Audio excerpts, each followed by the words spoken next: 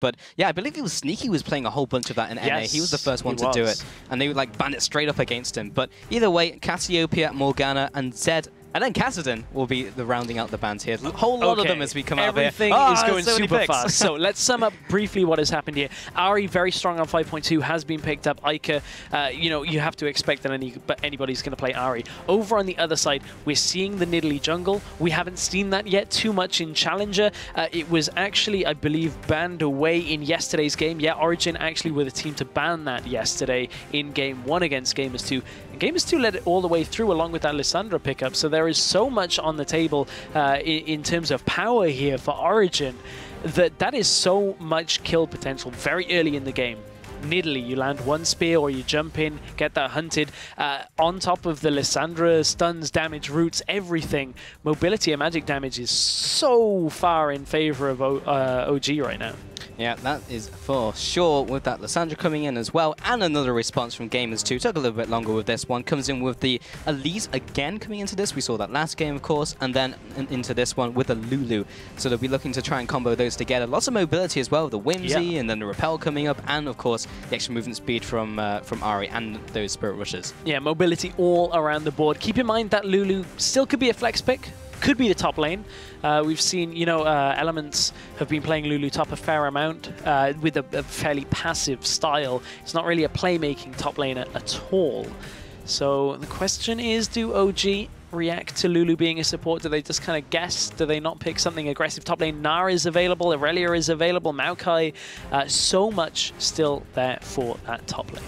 Yeah, and yesterday we saw a lot of emphasis onto the Nara as well, which is still available, but hasn't been picked up. And that was actually first picked by Origen, so they're going in a completely different direction this time around, and actually will be locking in the Corki and also the Annie again. So we saw that last game didn't win, but we'll be seeing it again in this game. Whole lot of burst potential in this comp again. Lissandra, Nidalee, Corki, Annie, just everything is going to want to just blow somebody up in this matchup. That's going to be potentially a tough bottom lane matchup here as well, depending on who Gamers2 want to put in that bottom lane for Jeebus. We haven't really seen too much from Niels on Corki.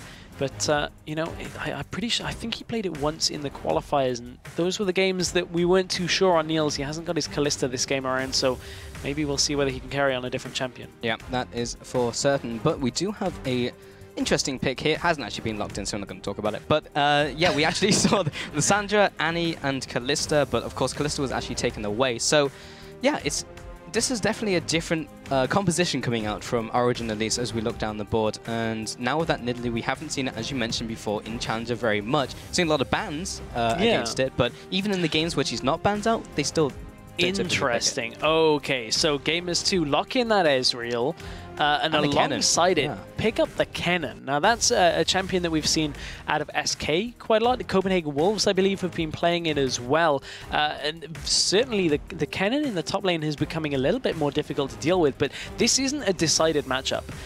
That Lissandra is still a flex pick, and it could still be swapped around to a mid lane, and then you pick up somebody who maybe can last through a lot of Kennen's damage and a lot of Kennen's presence. I mean, you could just turn it somewhat into a bit of a farm lane and pick just somebody that doesn't really die very hard. I mean, you could pick something like a Maokai, a Mundo, something that is just a frontline champion here for Origen. And if you want frontline, there's one other champion that is pretty good at that. And if they lock this in, I mean, I haven't really seen too much out of Soaz on Sion, but it could be a good option for them. I mean, Nar's also open as well, and he will also work in the frontline role. But they actually look to prefer maybe the Sion. Yeah, they do. Yeah, they're going to lock it. Okay, so So while I normally would quite like this Sion here, and I still do to some extent, it will provide that front line, provide the engage. With Sion's such limited damage, it can kind of fall off late game with damage in your composition, so they really need Amazing to get a lot of kills. They need Peke to get a lot of kills because they're running a Corki. They're not running a hyper carry, something like a Jinx, something like, you know, a Vayne, which we don't see too much, but alongside a Sion, certainly you need that added damage to it. So interesting that Origen would opt for the Sion, but he is going to get very tanky and will not die very easily to Gamers2. Yeah, and Gamers2 have a very interesting composition. They have the Kennen, but they also have the Lulu as well, and a speed up. So again, that Kennen's going to come at you at 1,000,000 miles an hour, start ulting, and then as well with the Lulu coming in. And Kennen hasn't had the change yet to his ultimate yet, the Slicing Maelstrom, where he stunned everyone who's around it. I think that's 5.3. We're having a patch note pop quiz at the moment, but one thing Can that someone get the answer? One thing you can certainly say about that game is just that Sion is going to become pretty tanky in that matchup. Oh yeah, I mean that's for certain. But as we load into the game, remember to cast your vote for who you think will win this match over at lolesports.com, and we'll check the results as we progress through this game. And I want to go back to that Sion point a little bit, because Sion is kind of a weird indicator, because obviously with Sion you can do that level 1 strategy where you die to a camp, you get level 2, you teleport to lane. Sion is a fairly good, or a very good 2v1 laner, so it could potentially indicate that Origen are looking to lane swap or deny a lane swap, because Kennen, a lot more squishy, a little bit easier to dive. You can't really get him stunning anybody all that easy. Well, here we go, Stress. We're heading into the last game we have today, and it's the biggest one that we have, maybe for the next couple of weeks. Gamers2 versus Origen. These two teams touted as probably the 2 top teams out of the 6 that we have in the EU Challenger Series, and they're going head-to-head in Week 1. What I will say, though, is if you've been watching any of the other games today, you should know that competition is a little bit closer than it has been expected. The likes of Lowland Lions already firing back to their critics very early on, so certainly this is the biggest matchup of our day today, but perhaps we'll see a new contender arise, and Origen and Gamers2 may not be so cut and dry for their first spot. Yeah, just like Lowland Lions, they've already gone 2-0 in their first week, and they could absolutely contest the top spots now for Gamers2 and Origen. They've looked super good, and in the coming weeks, I'll be excited to see how they do against some of the other teams. But talking on topic about these guys, Origen sitting into this jungle, looking to maybe get something done in the early game. Did he get seen out by a ward as Peke was moving off to the side? No, he did not. So one of the important things here is not only are they looking to invade and potentially catch someone out, that doesn't happen all that often. Mithy is going to go on ward here, and that is a very crucial part of this strategy. Is if they are looking to 2v1, they need to know what lane they are avoiding. And Gamers2 have got their own... They know it was happening. They got a ping down on the ward that Mithy placed. So now it's kind of a guessing game. Do Origen hold themselves in this position and hope that Gamers2 just kind of expect them to swap back?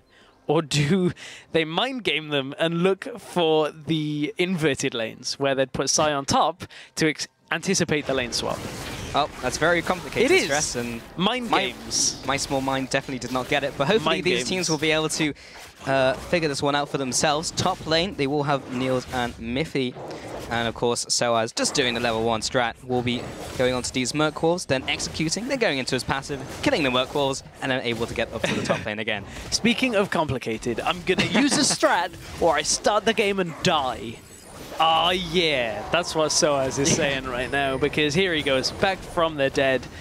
Look at those fists just pounding away. Got him. Yeah, level 2. Got him. Level 2 indeed. And say hello to George on your way off the map there. Good strategy in game, bad for your fancy points. Gamers2 are firing back with a blue invade of their own. They know that they've got that position on the bottom side of the map with their bot lane down there. Smitty J is going to take some of this experience, so it might not work out quite as badly. The question here is, where do the supports go? That's always the kind of the game here on these lane swaps. And actually, Soaz does not teleport down to the bottom lane. This is potentially a very good read out of Soaz. And, the fact of the matter is, if he teleports here and they dive him, he gets very far behind very early on, very squishy. But at this point, he just walks into the lane, sees how far the wave is back in the lane, and is going to be able to get some experience. Yeah, and he was on his way to the top lane, so that may answer one question of where at least one of the supports is going. He'll be heading up there with Smitty J to duo lane alongside him. And Mithy did decide to go back very early here and move towards the middle lane. So one of the problems with Hiva actually backing away and being elsewhere on the map is they can't zone Soaz completely away from the farm. That Roar of the Slayer is going to allow Sion to farm up fairly well, and a bit of a support fight in the jungle over a pink ward. Mithy's got to be careful here. Yeah, the exhaust comes out, and Xpeki and Ica turn up. The big boys have arrived, and Gillis comes in from the bot side as well. He'll get the stun down right onto the backside of Mithy. Oh, they got him! Niels is coming into the fight. First blood goes to Peke. That's a spear onto the backside of Gilius as he tries to get away. They should be able to chase after this. Nice juke out of the way of the charm as they're retreating. Ika's now fully out of mana, but that was a nice early pickup. That got very messy over just a ward. It did indeed. Like, he was just pushing into the enemy jungle to be like, I'm going to try and kill your pink ward at 4 minutes into the game. Super risky. If he is not in that position, that doesn't go that way. And now there's just a jungle invade. Oh, Soaz in the bottom lane. That's done by Gilius right over the wall. Jeebus will be keeping up the assault. And he does charge up the decimating smash, but now he's into his passive. Jeebus doesn't have a way out of this. He'll have to flash away. Soaz is coming after him. Big scary man comes down. And but let's take a look at how things are playing out here, because at this point Soaz has picked himself up some farm. Just in case you missed the very beginning of the game, it isn't 2 kills in favor of Gamers 2. It was that suicide strat at level 1 on Soaz, so he can teleport back to lane should he choose to. Actually doesn't, because of, I guess he just doesn't want to spend a long time down there while his waves pushing away from him. But now with the support up in the top lane, Soaz still gets farm, but there's an engage in the top lane as well. Hiva, oh, that spear takes him out. Spear, down goes Hiva. And Smitty trying to do some damage in return, but he's not got a whole lot. Look at that vote stress. Man, 95% to Origen over Gamers 2. And I mean, yes, they won yesterday, and yes, they look very strong so far. Well, yeah, I mean, yeah. But there were a lot of comments yesterday about the early game from Origen. How Origen got killed by that dive, Mithy and Soaz died in the very beginning of the game. That hasn't happened this game. Origen have had a much safer, much smarter early game here. They went for the lane swap. It's worked out a lot better in their favor. Soaz has been able to get farm because Jeebus isn't able to zone him away all that much. And honestly, they're reducing a lot of Smitty J's presence in this game as well. Smitty J is now kind of reduced to being that kind of flanking tool here on Kennen as we head into fights. His lane presence really isn't there anymore, and Soaz is in an okay spot here, but it's going to take Soaz a while to get very tanky. Yeah, it definitely just does feel like the early game is just so much tighter from Origen in this game. They've really just kept control, especially after that. Like, obviously it was that great play early game by Gamers 2 in the first game where they managed to get that 4-man dive into bot. Of course, that was only going to work once and Origen would be ahead of the game, but they've just been more active and just more on point. They just look sharper. Yeah, and you have to feel like a lot of it is contributed by the fact that Amazing is on what is considered to be one of the absolute best junglers on patch 5.2. Of course, on 5.3, Nidalee has been fixed, and so she won't be seen as much, if at all. But at this point, Gamers 2 let the Nidalee through. Not sure whether they just weren't expecting Amazing to pick it and whether he played it or not, but it is working out for them. 1-0 already, getting that kill from the spear, and now looking perhaps for another onto Jeebus in the bottom lane. Spear will not land, so that is not really an opportunity to gank, but look at the damage that Soaz has in this early laning phase of the top lane. Yeah, decimating smash onto Smitty. He takes the full brunt of that damage as he charges it up. And 0-2 in that lane, it's absolutely fine so far. And he's just building towards a little bit of extra resistance up against that AD. Smitty gone for the early game Doran's Blade as well, kind of going back to that old build that we used to see when we used to see a whole lot of Kennen top lane. We'll go for those double Doran's Blades. Let's see if he does something similar. Yeah, so the Doran's Blade just gives you a whole lot of laning presence, because even though Kennen is an AP champion, his auto attacks still hurt. There was a nerf to Kennen a very, very, very long time ago during Season 4, where they reduced his auto attack damage, and that's what brought Kennen away from being super picked. But the way top lane has been playing out recently is a fair amount of top lane is just a kind of passive in lane, and at that point, if you've got a strong auto attacking champion, especially with range, like, Gilius. Whoops. Oh, that's not exactly what they wanted at that point. Mistakes definitely were made. That's how you donate a buff. Yeah, a little bit cleaner from Origen there. But yeah, Kennen certainly has a lot of laning presence, is the long and the short of it. Yeah. I just thought I'd tie that up in a neat little bow, but Soaz might be tied up for a bit of a present here because Gilius is heading top. There's the Slicing Maelstrom. Yep, and it only hits him 3 times, and you can't be disabled anymore. He'll be screaming cowards as he runs away from the fight. That's a little bit ironic, don't you think? Yep, that's the point I was making, Scrap. Yeah, well, I know, but I was just... Well, I mean, today's been a funny day, so sometimes things just aren't easy to pick up on. But yeah, certainly not exactly the engage tool that Soaz will be using later. However, that's for sure. Xpeke at this point has gone for exactly the same start in the Ahri-Lissandra matchup that we saw in the last game. He's gone needlessly large rod burst. That's another spear. Smitty. He looks for the jump. He goes for the flash into the pad, but he's still in tower range. Smitty turns around, hits him in the face with a shuriken. He goes down. Gilius now trying to retreat underneath this turret. He has an escape route. He comes up with the repel, but Smitty, or rather Miffy, is there with the stun. But Soaz doesn't have any more damage to offer. He's completely out of mana. And he runs away. Peke now onto the bot side. Can he close in around Gilius? He's going to try. He does have the ultimate available. How clean can this be? He jumps forwards, gets a stun down onto Miffy. The answer is very clean. Smitty comes into the top lane once again. But that was a kill traded back and forth and back and forth. Peke says, if you don't let me take the blue buff from Ike in the middle lane, I'm going to take it from you in a gank myself. But honestly, Amazing playing a little bit over-aggressive, and that's a big understatement. He flashed, didn't get the range on the hunted. Oh, but bottom lane, that's a lot of damage from Niels. Well, he just gets squirreled, but does he have the damage? That is an angry-looking squirrel. Turns around, he's still tanking the turret, takes another tower shot. He will be jumping away. Big one lands onto the side of Jeebus as he's backing into the bot lane. Ike in the mid lane, though, happily hitting away at the turret. Oh, it's Peke and Amazing. Can I get away? No, maybe not, because he's been tagged up by the on the hunt mark. Or rather, the hunt mark. Peke turns around. Good jump out of that frozen tomb. He was able to get away there. Yep. Running that cleanse is so important right now against Lissandra. We see it from time to time. We've seen it out of multiple matchups. I don't believe we saw it in the earlier one. Maybe I just missed it. No, I don't think we did. In this matchup, the Lissandra Ori, this is going so well again for the Lissandra, which is strange because so many mid laners are saying that Ahri right now is the strongest mid laner almost by far. So, you know, people like Unicorns of Love have been picking Ahri very early on in their rotation, and Ike picked it first in this matchup as well. This was the first pick out of Gamers 2, and Peke is currently 2-0 with Ike at 0-0 himself. Yeah, he's lagging behind, and maybe he can get something done, but he's already used his ultimate, he's used the cleanse. At least he has the flash, but he still has the ability to pick people, of course, with the charm. And with Dragon on the horizon, 11 minutes into the game, no one's even looked to try and contest that just yet, but Amazing is around the area alongside Miffy. And Niels is back to base, so he'll be coming back in as well to maybe contest this. And you have to think that a lot of this mid lane matchup is the fact that Peke has been able to shove the wave in to stop Ike from roaming, at which point Ike just kind of counter shoves and lets Peke roam.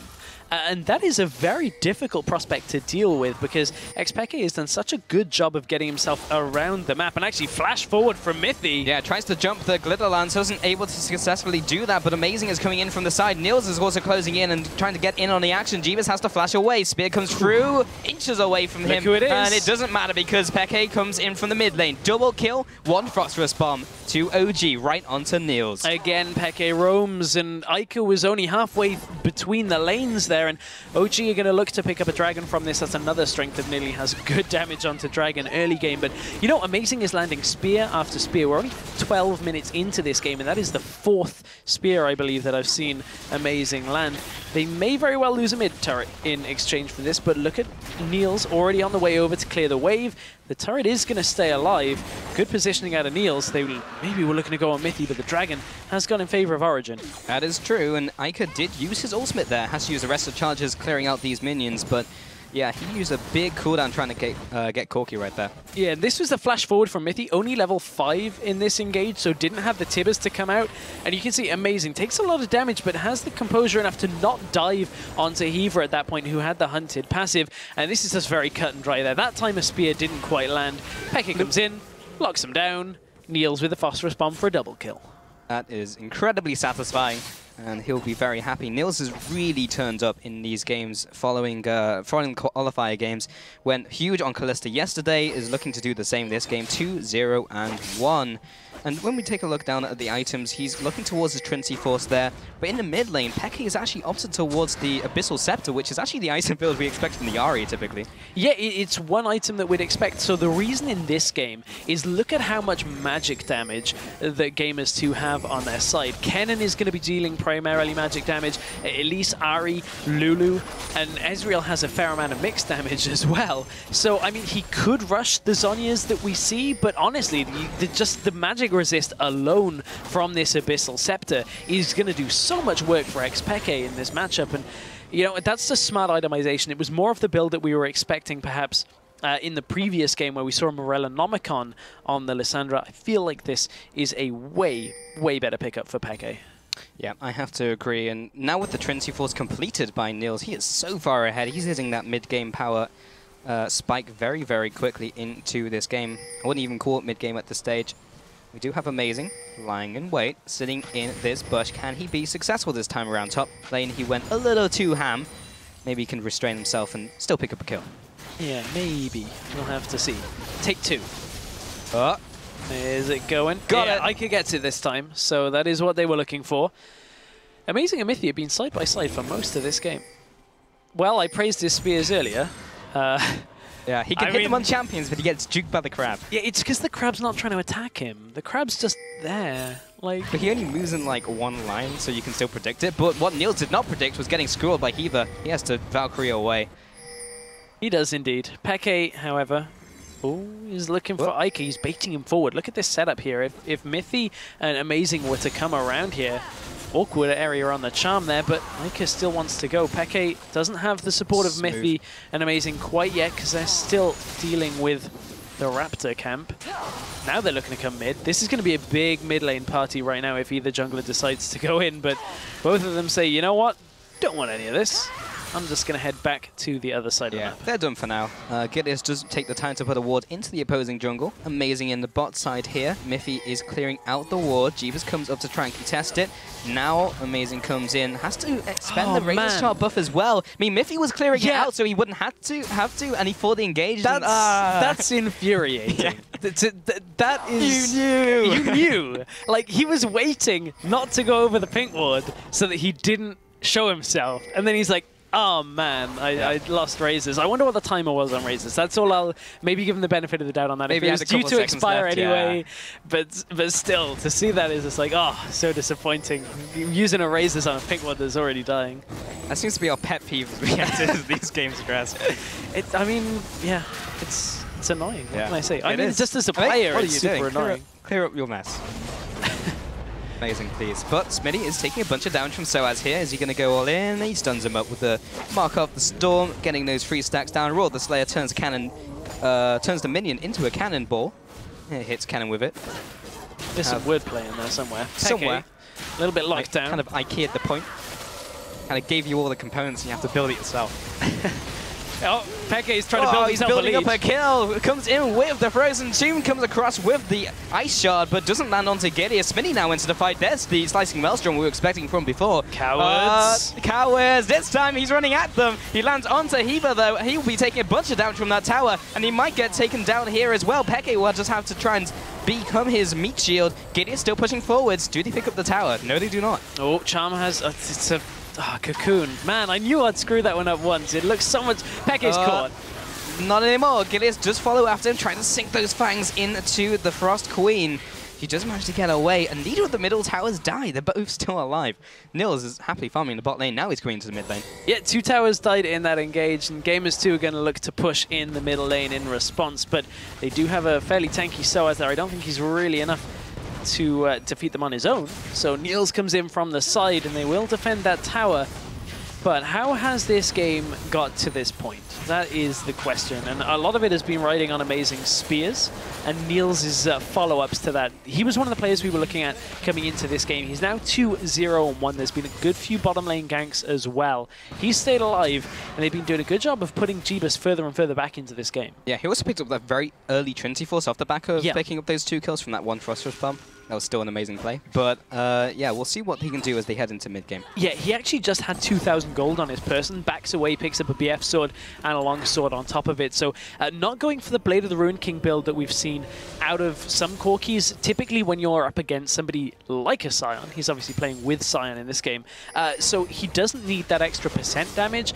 This is going to give him a lot more upfront damage, give him a lot of burst potential during fights. So expect Niels to really start hurting people with his Qs and with just a couple of autos and rockets. And the reason he's doing this is on the other side, Kennen, not particularly tanky. Neither is Ari or Elise. So honestly, this is, again, itemization in response to the composition of Gamers 2. Oh, flash over the wall. Gideus just managed to connect the, not the charm, the cocoon. Amazing from the bot side, trying to respond with the ice shard as well. Mythi comes in from the bot side, just managed to get the stun onto Gideus as he heads on back. Ica turns around. This time it was actually the charm. Lands onto Mythi as he tries to get the chase down and responds with another cocoon. It's just cocoon Charm, Cocoon, and they can never quite finish anyone off. I mean, at least they are now the same color, so it doesn't even matter on this skin. Blood Moon Elise is certainly making it difficult to keep track.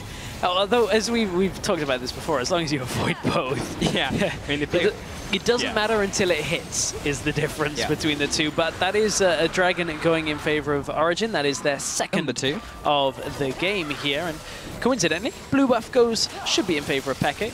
Come on, Peke. I mean, they've done this one before. It's all good.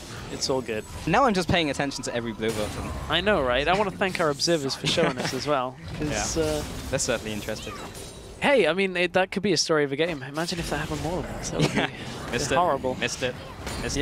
SOAS doesn't miss the minions as he's still farming away. He's actually in pretty good shape. 147 farm, pretty equal to Kennen. Only a small CS advantage. He's got a bunch of minions heading towards him as well. And Ica trying to take away this blue buff. I believe Ica. Yeah, he got it this time. And you know what? Talking about SOAS on Sion in that top lane, he's actually currently got 370 bonus health from Soul Furnace. That's a fair amount of health. Giant spell. Yeah, that's a whole lot of health. And you know who won't have health? Smitty J. And Amazing comes in from the right-hand side as well. Can he connect the spear? He does manage to juke it, but that puts him in line of sight of the big scary Sion. He does manage to get the Slicing Maelstrom down, and that's enough stuns to keep him alive. Gilius was also around the corner, just in case they went for the dive, and he was able to respond. Yeah, good play out by Smitty J. Held his ult until everybody was kind of just under tower, far enough so that they really didn't want to get stunned up. But you have to wonder, Gamers 2 are in a lot of pressure on these side lanes. Constantly there's somebody pushing down in the bottom lane, and that's something SOAS was doing a lot yesterday on Morgana, was constantly applying pressure in other lanes, and it's the sign of an experienced team. Is you're not just focusing on one point of the matchup. You're like, okay, we know we want to get dragons as our focus or whatever, but we need to make sure that the whole map is in our favor. And it's something that players the caliber of SOAS and Peke have been bringing to these games. Anybody who rewatched yesterday will see that in abundance. Yeah, now Ica in this bot lane. Here comes the Glacial Tomb. Comes in with the cleanse once again. Ica able to get away from that. So the ultimates were not even exchanged. Ica holds on to his. Yeah, but at the same time, the cooldown for Glacial Tomb is so much lower than cleanse. So it's actually a favorable trade as summoner for ultimate. So it means Peke is going to be able to do exactly the same engage pretty soon, and you can see that actually Peke went for it again and actually used the ult, but mid lane. Oh, Miffy jumps right into the face of a Cocoon. Great prediction play by Gilius, but it's not going to help his support too much, or even himself. His support will be going down. He'll be quick to follow with the ultimate coming through. That last rocket barrage will take him out. 2-0, another just couple pickups from Origen coming through. Yeah, another few pickups indeed, but Origen are in full control of this game right now, and they didn't even have that untidy play at the beginning of this one. Going to use Tibbers and SOAS to soak up a lot of damage from this turret. Charm has landed, but really the follow-up damage is not there for Gamers 2 right now. And interesting fact, Gamers 2, this is a very different lineup for them. We'll get to that in just a second, because here was this mid lane engage. Mithy lands the stun onto 2. Gilius sticks around to try and pick off Mithy as he was low, and that spear from the side out by Amazing. His spears have just been on point all day today. And okay, we've seen a couple of miss, but you can't hit every spear. But you miss every spear you don't throw. That's true, Stress, and SOAS didn't miss the wall. He did kiss the wall though. Peke, he may be caught out here. Ica still has his ultimate, but he will respond with his own. Doesn't have cleanse this time around, but it won't matter. Smitty J, he was on his own. Oh, Missy. Or Miffy. Wow, I can't really pronounce his name today. But he went down, that's for sure. Another 2 kills going over to Gamers 2, this time responding on their side. And they'll be trying to push down the bottom lane turret, trying to get some of those objectives back. Yeah, and really interesting in that engage. Normally you'd think Alessandra with her ultimate in a situation like that might ult herself and then look to flash out. Flash is only just available for Peke, so it wasn't during that fight. And he knew he was dead. So he's like, I've got a fair amount of damage myself, so I'm going to try and pick somebody off. Jeebus looked to be getting out of there safely. So SOAS, we're going to see him face plant the wall again, but he got himself away too. And will we see the tail end? That's amazing. Okay, so in this situation, Peke ults him. Something happened, but more things are happening. It's fine. 4-0. Double kill for Amazing at this point. That's a 4-0 at some point. We thought Jeebus was getting away. Hopefully we can see that one again, because honestly, we didn't see it once. Yeah, Jeebus had the case with the GBs there. He got completely knocked out of the fight. I saw like the missile barrage as the transition came in. Oh.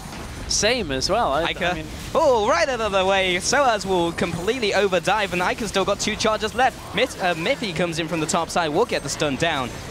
And they will take the bottom turret as well. On top of that, 5 kills in quick succession, a delayed ace, and another turret. Origen are backing up. Let's take the first look at this. So, this was the start of the engage that we saw. So, Jeebus drops super, super low from this, and amazing in from the side. Well, that's just cut and dry off a rocket. So from here, how does this fight go? Because honestly, this to me is just Origen being far ahead and Gamers2 pushing up to a turret when they really didn't have enough control of that. That was when we managed to see it again. And Gamers2 are going to do the same again. This time, they know they have a little bit more freedom on the map to do it. Yeah, they're not going to rinse and repeat, but it does mean that Origen are going to be doing something else on the map, which is pressuring around the Baron area. As your ultimate comes across. They know they're not on it for now, but now they go onto it, and I'm not entirely sure if they have the knowledge that they're doing so. So yeah, there's a super interesting thing about that is because it aggroed or it touched the full health Baron, they're like, yeah, it's probably not on it yet. Yeah. And then they just instantly started. So this is dying very, very quickly. They've got a fair amount of damage at this point. No real chance for Gamers2 to answer back. Oh man. Here, have the crab. I was going to say, crab actually, wow, that's... I didn't know that crab normally paths back. I figured he'd just like do that fast run. Oh, right, yeah. No, he just takes a leisurely stroll back to whatever he was doing. I mean, it's not like he has to be somewhere specifically. He just kind of goes up and down the river, you know? I wish I had that freedom in my life. I could just wander around. One day I wish I could be the risk of Stress 2015. Well, I mean, it would actually be quite a horrifying experience, but at the same time, Dragon is about to be taken out by Origen. This would be their 3rd of the game, and Gamers2 haven't really stamped any kind of authority on this matchup. Yeah, this has really just been slipping away from them. They take the Baron, they take the Dragon, now on 3, and now in this game, at least compared to the last one that we had between the last matchup, now the timer really is ticking, because Origen, if they start getting towards their 5th Dragon, plus the gold advantage they've already accumulated, they're sitting on 9,000 gold advantage. That's almost like the last nail in the coffin. That's almost no way you can come back from that one. So Gamers2 need to start doing something between now and the 5th Dragon. Yeah, that's 12 minutes, so there's a fair amount of time on that one that they've got to do something. Something I've been keeping my eye on just in general in this game is Sion's build path, because typically Frozen Heart into like a quad AP comp isn't exactly that great. However, Sion right now has so much health and had the makings of a Warmog that's just been built into a Warmog's armor. He actually just was kind of like, hey, I want cooldown reduction, and I don't want a Spirit Visage yet, so that's what I'm going to get. So I'm just going to do again, against the cannon, I guess in somewhat of the end of the laning phase is okay. I actually think Soaz could have benefited from some more magic resist, and you can't pull a Fnatic against most of the old Fnatic. And that's not even a good bush to do it in. It's just like sitting in their own jungle and just hoping maybe they just happen to walk through there. Not even anywhere close. Gilius is going to be taking the middle ward down, and it's just maybe one of the final pushes coming in from Origen, trying to start taking down some of these inner turrets as well. You know what? Origen was setting up the rest of the map again. I mean, bot lane's already pushing in. They know somebody has to go down there. Origen head up to the top side of the map to push things in. And for Gamers2 just sitting around in a bush, just not really doing anything at that point, Origen are going to just pressure them out of this game. Yeah, Gamers2 have to back up very quickly, though, because Jeebus was meanwhile in bottom lane just farming away, and he's not even with the rest of the team. He's going to have to try and get through there. They're already going for the initiation. Gamers2 actually going for this one. What are they doing? Gilius comes in for the back line. They haven't got anything done just yet. Spitty will go into his Zhonya's, but he's already used his ultimate. But through comes the ultimate now. Jeebus is into the fight, but is it too little too late? Spitty J is already down. Eva will be quick to follow. Amazing will be pouncing onto him and taking him out. Ica will be quick to follow. That's a 4-0. Make that 3-0 so far, but soon to be the case as Gilius is in the way of the decimating smash. Amazing is coming up to mop up another couple kills, and Jeebus is the only one alive. Here's the decimating smash, lines it up, knocks him down. 5-0. Origen are coming in for the kill. They may even just finish off the game off the back of that. The clean ace for Origen at this point. And this was a far more controlled game from them. They controlled the map from the offset, got the swap that they wanted in this matchup, and really, that was the Origen we've been expecting to see here in Challenger. Yeah, that is a return to form if I've ever seen one. Stress 2-0 in their first week, taking those 2 best of ones up against Gamers2. And, you know, they were saying themselves, if any team was going to start taking games off them, it would be Gamers2. There was a lot of respect towards those guys, but, well, they didn't. Yeah, I mean, I can't really put... I wasn't expecting it to be quite so blunt, but yeah, that was exactly the case. I mean, so coming into this game, Gamers 2 knew they had a great start yesterday. Origen knew they kind of faltered a bit. Origen assessed a lot of their problems, said, let's tidy up our level 1. Let's fix things there, make sure we get the lane swap we want. Let's not take this lightly. And they did that in this game. Lane swap went in their favor. This time they weren't dived on all too well. Soaz played that a lot better today than he did yesterday, because yesterday he actually teleported in just to die a second time. So this matchup was just so much more controlled, and it was a lot of it was to do with Amazing's early game presence. He landed the spears when he had to in the early game. A lot of damage came out, and Gamers 2 couldn't really keep up with him. Yeah, and it was also the roams from mid lane as well. We saw Xpeke just being in the right places. In the top lane, he was able to gank. Then the bottom lane, Amazing was there. Everyone was just moving between the lanes, and it was just a textbook game, I think, just all over the board from Origen. So they just played it well, and you're right, that's exactly it. Origen, that was the Origen everyone was expecting to see, and they did it against one of, well, expectations coming into this was one of the teams who was going to be their challengers. Yeah. And they made short work of them. Yeah, they did indeed. However, Gamers 2, there are still things to take from that. There were bits and pieces of coordination where they were going in on one person getting kills.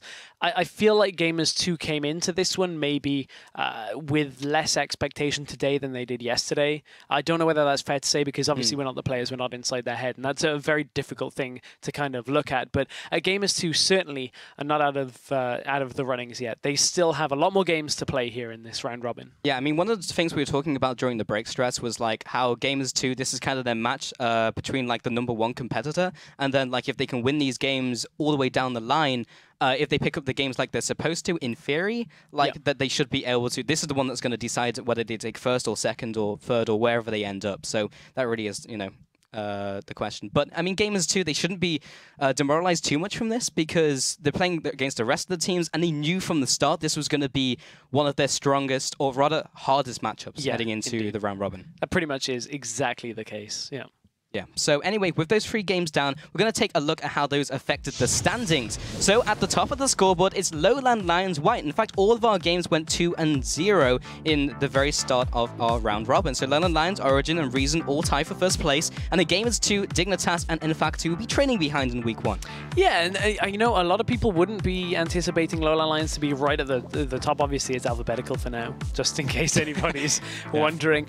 But obviously, after the first week, a lot of people were expecting a very different result here, and it was some great games today. And honestly, I really enjoyed all of the games, and I'm happy to see Lowland Lions doing a lot better. But remember to tune in again next week, where we'll be recapping the action from Tuesday's games and kicking off Wednesday with Lowland Lions versus Gamers 2.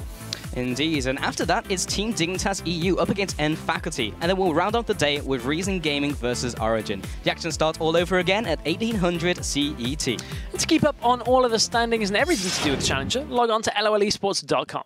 And under the Leagues and Tournaments tab, you'll find scores, schedules, and everything else you need to follow the Challenger Series. But finally, today's League of Legends action isn't even close to being over. Tune in again at 12 AM CET or 3 PM Pacific time for Primetime League. And after that, Freak and Zyrene are going to be bringing you the first matches of the 2015 North American Challenger Series. Well, but that's it from us, from myself, Stress, and our entire live broadcast crew. Thank you for watching, and we'll see you next time.